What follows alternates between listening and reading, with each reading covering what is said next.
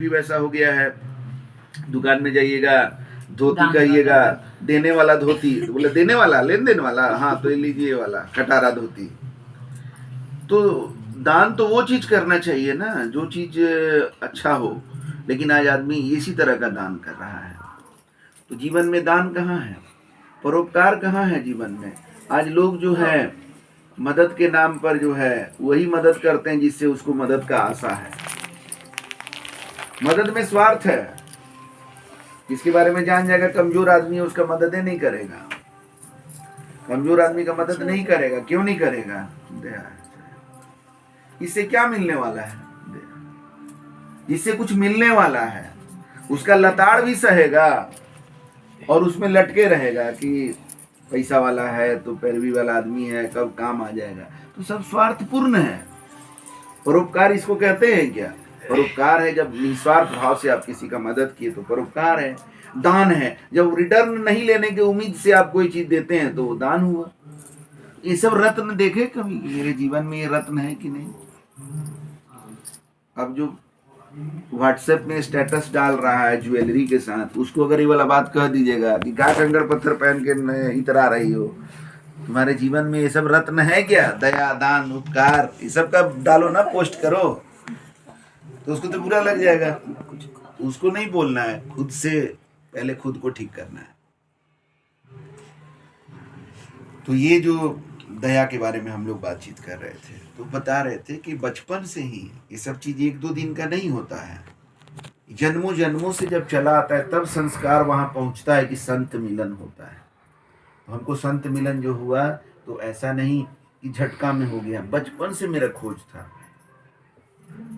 कि भगवान राम जो है वैसा हमको बनना है। और चौथा क्लास में पढ़े हिंदी की किताब में कि प्रातः काल उठे रघुनाथा, मातु पिता गुरु देवही माथा।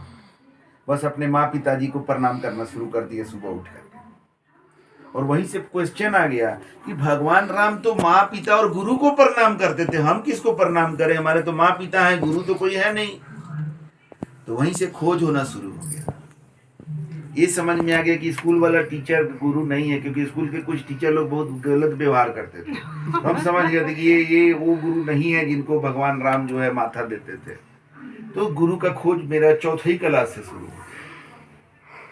और वो खोजते खोजते कि कैसा गुरु होना चाहिए, हम सोचते थे कि भगवान राम और सीता के जैसा हमको गुरु मिले अगर, तो मेरे लिए सही रहेगा। और बहुत सिंपल चीज से समझ में आ गया कि गुरु होना कितना जरूरी है।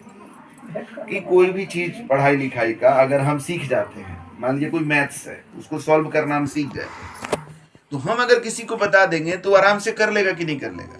कर लेगा। तो हम पढ़ने में तेज थे तो हमको ये बात समझ में आ गया कि हम जो चीज अच्छा से पढ़ लेते हैं किसी, और पढ़ते समय हम हमेशा ये बात सोचते थे कि इसको दूसरे को कैसे समझाया जा सकता है। एक कोई पढ़ता है कि हम कैसे याद कर लें, लेकिन मेरा उद्देश्य रहता था कि इसको अगर दूसरे को समझाना रहे तो कैसे समझाया जा सकता है, दूसरे के लिए कैसे आसान किया जाए इसको। तो वैसा जब पढ़ते थे हम, तो हमको लगता था कि कैसे हम किसी को बता दें कि उसके लिए आसान हो जाए। तो उससे हमको ये ज्ञान हुआ कि हम जो चीज को अच्छा से जान गए तो हम बता दिए तो उसके लिए आसान हो गया। तो हमसे जो ज्यादा जानकार है वो अगर हमको बताएगा तो मेरा भी तो आसान हो जाएगा। इस बात को हम जीवन में अप्लाई किए कि जीवन में जो हमसे आगे है, अनुभव में, जीवन में जो जिसका जीवन हमसे अच्छा है, वो अगर हमको मार्गदर्शन करे तो मेरा जीवन भी अच्छा हो जाएगा। हिंदी, गणित, अंग्रेजी के लिए तो स्कूल में टीचर हैं जो हमसे आगे हैं, लेकिन जीवन का टीचर कोई हमको मिल जाता। तो इस तरीका का खोज था। तब देखिए ग्रेजुएशन फाइनल ईयर जाते जाते वो खोज इतना आगे निकल गया कि वो बाबा जी हमको जो ट्रेन में मिले तो दिख रहे थे डकैत जैसा, फिर भी हम उनके वाणी वचनों को कैच किए, उनके नजदीक गए, उनसे बातचीत किए, उनके चेहरे के भाव को हम समझे और तब हम नतमस्तक हो गए। उनके चरण में हम बंदगी किए। और पता नहीं कैसे ये ज्ञान भी था कि साधु संत हैं तो बंदगी कर रहे हैं। तो वो सोचिए वर्ष 1993 का बात है, 50 रुपया दे के बंदगी किए, कोई बताने वाला नहीं था। और वो 50 रुपया देने में भी शर्म आ रहा था कि इतना कम दे रहे हैं, तो रुमाल में उसको ना छुपा दिए। और रुमाल के अंदर डाल के उनको रुमाल चढ़ा दिए उनके चरण में, उसमें वो रुपया डालकर।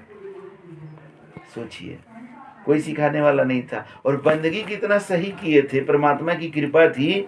ये देखिए, ऐसे करके हम बंदगी किए उनको, जबकि ऐसे करके बंदगी तो लोग प्रणाम कैसे करते हैं, ऐसे करके करते हैं कि नहीं, लेकिन ऐसा साहब का दया हो गया।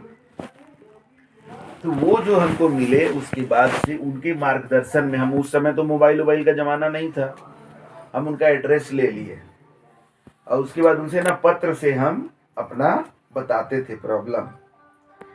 फिर अपने कॉलेज आ गए, वहां से लेटर लिखते थे।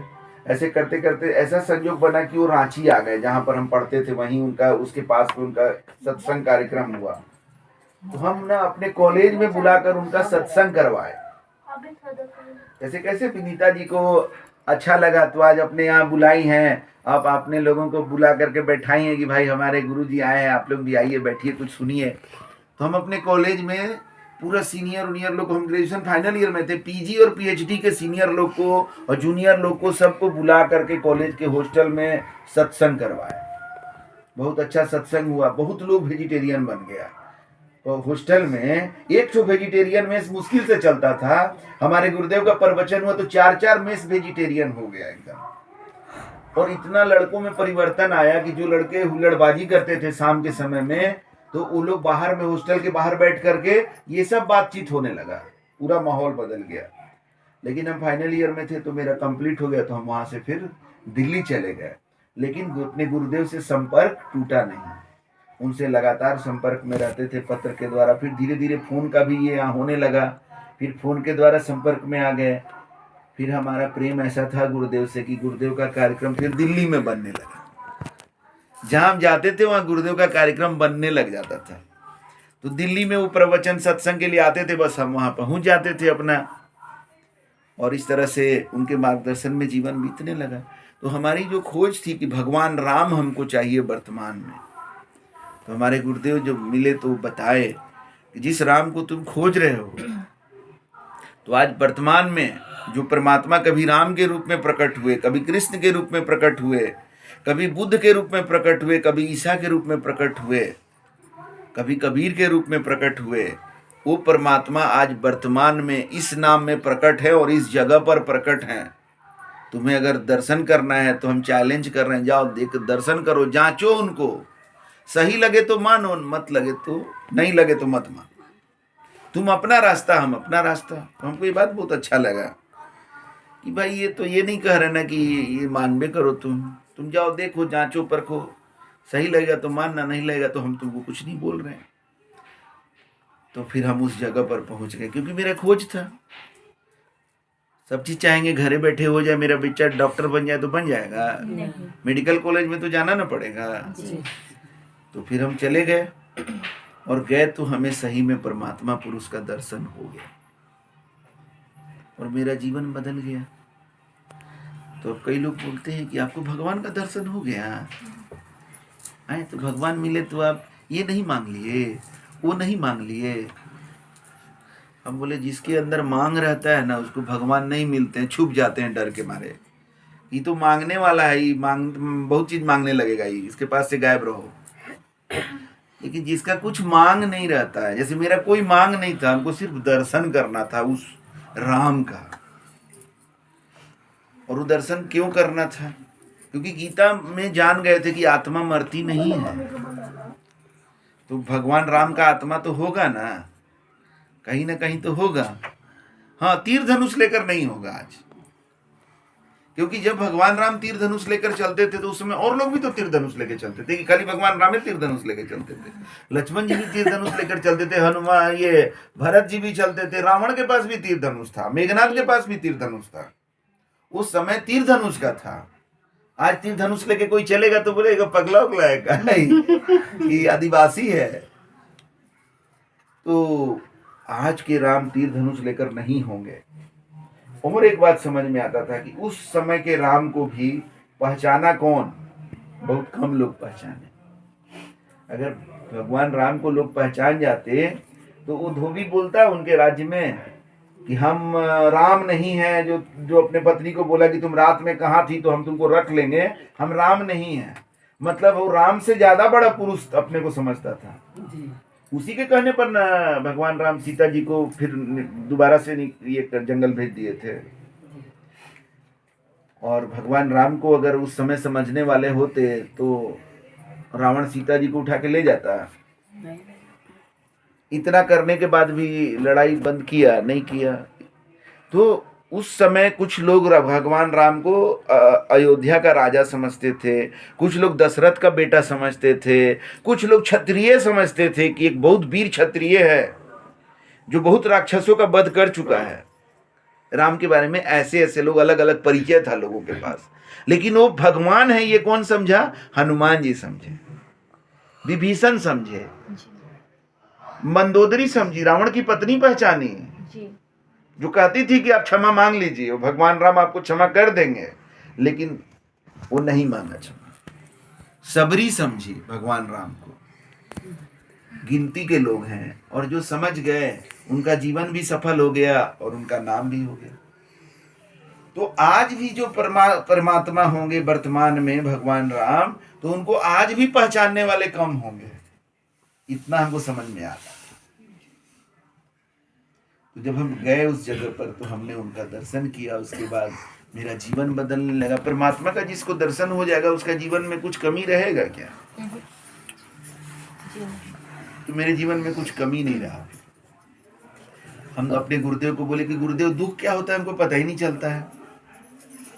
बोले कि बेटा ये जीवन है, इसमें सुख दुख तो दोनों है, लेकिन दुख भी तुम्हारे पास आकर पंगु बन जाता है, असरदार नहीं रहता, वो विकलांग हो जाता है। तो इस तरह का जीवन हो गया। तो अभी वर्ष 2019 में कि 20 में, वर्ष 2020 मतलब पिछले साल सितंबर में हमारे गुरुदेव शरीर छोड़ दिए। तो जब तक गुरुदेव शरीर रूप में प्रकट थे तो कहीं उनका प्रवचन का, सत्संग का कार्यक्रम होता था तो अपना जाते थे, बड़ा आनंद आता था। लेकिन जब वो शरीर छोड़ दिए तो उसके कुछ दिन पहले ही अंतिम बार जो हमसे वो फोन पर बात किए थे तो उसमें वो बताए थे कि हम परमात्मा का वर्तमान रूप का दर्शन कराने में अपना जीवन लगा दिए, लेकिन हमने देखा कि लोग पैसा के पीछे भागते हैं, भगवान के पीछे नहीं। तो इस बात का बेटा हमको बहुत दुख है। तो हम बोले कि गुरुदेव हम भी तो उसी में से हैं, हम 10 बजे से 6 बजे तक नौकरी करते हैं, उसके बाद वो एमवे बिजनेस में और पैसा ही के लिए ना वो बिजनेस कर रहे हैं, तो हम भी तो वही हुए। तो बोले कि बात तो ठीक बोल रहे हो, लेकिन तुमको ये समझ में तो आ रहा है ना कम से कम। अब ये बात तो हो गई, हमको क्या मालूम कि अंतिम बात रहेगा। कुछ दिन के अंदर ही गुरुदेव शरीर छोड़ दिए।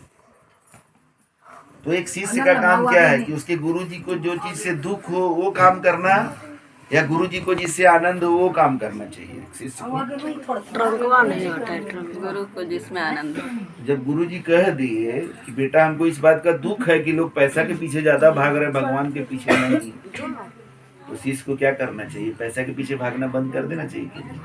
तो हम मिनट भी नहीं लगाए, हम अपना जो एमबे बिजनेस जो मेरा एकदम अच्छा चल रहा था, लाखों रुपया का मंथली इनकम था, वो बिजनेस में हम बंद कर दिए काम करना। और हम अपना नौकरी के अलावा का वो समय और समय जो है हम अपना सत्य के प्रचार प्रसार में, अपने गुरुदेव से हमें जो मिला वो दूसरे को देने में हम अपना लगाने लगे। तो यही है मेरा जीवन गाथा। मेरे को पैसा नहीं चाहिए, हमको और कुछ नहीं चाहिए, हमको सिर्फ समझने वाला चाहिए जो हमको समझ जाए कि हम चाहते क्या हैं, मेरे पास है क्या, उससे उसका जीवन कैसे बदल जाएगा, यही चाहिए। इसी उम्मीद में घूमते रहते हैं कि कहीं तो कोई मिलेगा। जैसे हम मिले अपने गुरुदेव को ट्रेन में, तो कहीं तो कोई मिलेगा। एक गाना है ना, कोई तो होगा जो हमको समझेगा। कोई समझने वाला तो मिले कि आखिर हम कर क्या रहे हैं, मेरा उद्देश्य क्या है। अरे भाई जिस आदमी का लाख रुपया से ऊपर मंथली सैलरी है, गजटेड ऑफिसर है, तो हम कुछ रुपया के लिए आपको गलत बात नहीं ना बोलने वाले हैं। कुछ रुपया के लालच में तो हम कुछ करने वाले नहीं हैं। और बहुत ज्यादा रुपया दे नहीं सकते आप। हम कहें कि 1 कट्ठा जमीन लिखवा दीजिए तभी हम आपको दीक्षा देंगे, तो कोई देगा? ऐसा ये तो उद्देश्य नहीं है हमारा ना। अब है कि तो हमारा उद्देश्य क्या है कि मेरा जीवन जैसे बदला है वैसा जीवन आपका भी बदल जाए। तो आपका जीवन बदलेगा तो आपका आनंद देख करके हमको आनंद आएगा। अब इस बात को कौन समझ सकेगा? जिसके जीवन में अपना कुछ ऐसा अनुभव हो ना कि दूसरे को आनंद देने से आनंद आता है, वही तो समझ पाएगा। जिसको दूसरे को दुख दे के आनंद आएगा वो बोलेगा कैसा बात कर रहा है बाबा भाई, कुछ नहीं चाहिए, आप आनंदित हो जाइए तो हमको आनंद आ जाएगा। ये पचमे नहीं करेगा उसको। तो इसीलिए जो साधु संत होते हैं ना, उनको परख वही सकता है जिसके जीवन में भी कुछ सच्चाई होगा, वही परख सकता है। एक झूठा आदमी सच्चा आदमी को क्या परखेगा? हाँ, लेकिन एक आदमी है जो 40% सही है, सच्चा है, तो वो अपने से ज्यादा परसेंटेज वाले को समझेगा। जैसे हम अपने गुरुदेव को पहली मुलाकात में समझ तो नहीं गए ना, लेकिन हम ये जरूर समझ गए कि हमसे बहुत आगे हैं। तो अब ये हमसे कितना आगे हैं वो तो हम नहीं समझ पाए, हमसे बहुत आगे हैं। तो चलो इनके शरण में कितना आगे हैं वहां तक पहुंचते हैं, फिर देखा जाएगा। इतना ही तो समझना है। ये कौन समझ पाएगा? जिसका खुद का बटखारा होगा सही तब ना। बटखारे गलत है तो उसे तौल क्या होगा? न वो अपने को तौल पा रहा है, न वो साधु संतों को तौल पा रहा है। तो अगर आपके जीवन में अनुभव होगा कि दूसरे का खुशी के लिए कुछ काम करके वास्तव में बड़ी आनंद आता है, तब आप इस बात को समझ सकते हैं मेरे मिशन को। नहीं तो आपको लगेगा ये ऐसे ही बोलने के लिए, ऐसा होता है क्या? दूसरे को आनंद देने से आनंद मिलता है? जो समझ नहीं सकता वही समझ पाएगा। ये आज दुनिया इसी चीज को खोज रही है, भगवान भगवान भगवान। भगवान के लिए कोई तीर्थ व्रत करने जा रहा है, बैद्यनाथ धाम जा रहा है, तो वैष्णो देवी जा रहा है। भगवान के लिए कोई व्रत उपवास कर रहा है, कोई छठ कर रहा है, कोई तीज कर रहा है, कोई जितिया कर रहा है, कोई 3 दिन निर्जला कर रहा है, कोई एकादशी कर रहा है। भगवान के नाम पर आज कोई बलि चढ़ा रहा है, भगवान को खुश करने के लिए। तो आज दुनिया भगवान के पीछे दीवानी है, लेकिन उसको समझ ही में नहीं आ रहा है कि वो मिलेंगे कैसे। और आज दुनिया शांति चाहती है, लोग सुख चाहते हैं, लेकिन उनको पता ही नहीं है कि मिलेगा कैसे। तो सुख और शांति के पीछे भाग रहे हैं, फिर भी सुख और शांति नहीं मिल रहा है। गड़बड़ी कहाँ पर है ना? ये गाना सुनिए।